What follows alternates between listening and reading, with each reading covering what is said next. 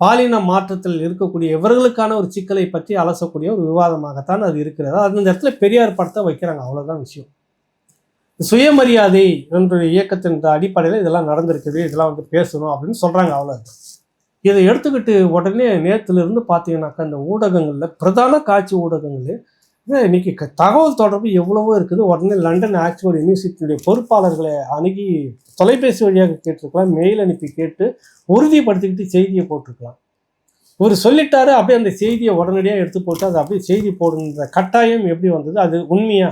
நான் ஒன்று சொல்கிறேன், அது சரிதான் உடனே நீங்கள் போட்டீங்களா? தவறு அப்படி இருக்குது, இது உண்மையானது இல்லை சரியானது அப்படின்னு ஆய்வு பண்ண மாட்டோமா ஊடகம் அப்படின்னா? இன்னைக்கு அது பொறுப்பு எங்களுக்கு இல்லை.